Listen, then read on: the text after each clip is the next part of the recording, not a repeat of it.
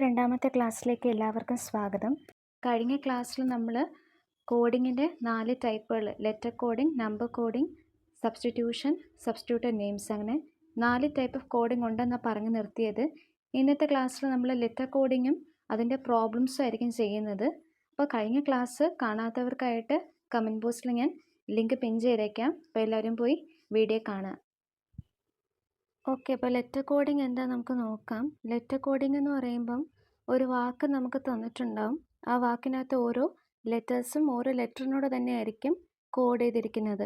അതൊരു fixed പാറ്റേണിനെ base ചെയ്തിട്ടായിരിക്കും, അതായത് ആൽഫബറ്റ്സിൻ്റെ പൊസിഷനെ base ചെയ്തിട്ടായിരിക്കും coding ചെയ്തിട്ടുണ്ടാവുക.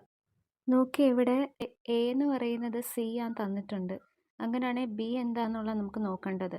A C ആന്ന് പറയുമ്പോൾ എന്താണ്? എ 2 പൊസിഷൻ മുന്നിലേക്ക് പോയെന്നർത്ഥം. എന്ന് ബിയിലേക്കും ബിന്ന് സിയിലേക്കും. അപ്പം അങ്ങനെ നോക്കുകയാണെങ്കിൽ നമുക്കറിയാം ലെറ്റർ കോഡിങ്ങിനകത്ത് അതൊരു ഫിക്സ്ഡ് പാറ്റേൺ ഫോളോ ചെയ്യും.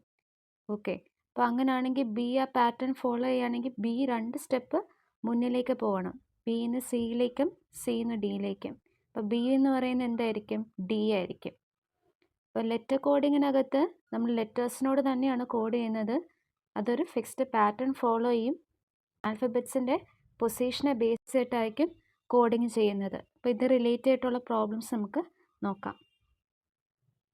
If bird is coded as TKTF, how is eagle coded?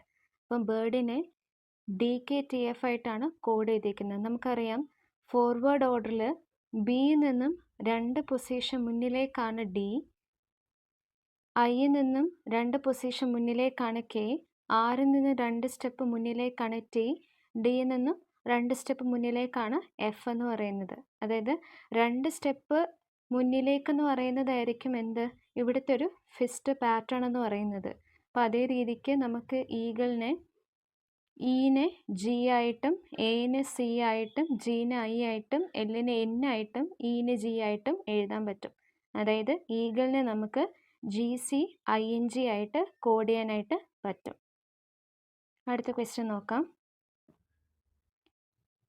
If table is coded as ELBAT, how is chair coded? അപ്പം നമുക്ക് തന്നേക്കുന്ന ചോദ്യത്തിൽ ടേബിളിനെ ELBAT ആയിട്ടാണ് കോഡ് ചെയ്തിരിക്കുന്നത്. അതായത് ടീനെ ഇ ആയിട്ട്, എനെ എൽ ആയിട്ട്, ബിനെ ബി ആയിട്ട്, എല്ലിനെ എ ആയിട്ടും ഇനെ ടി ആയിട്ടുമാണ് കോഡ് ചെയ്തിരിക്കുന്നത്.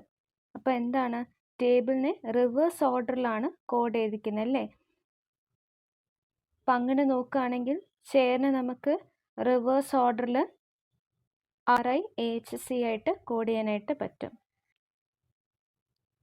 അടുത്ത ക്വസ്റ്റ്യനിൽ if pencil is coded as RGPENK, how is marker coded?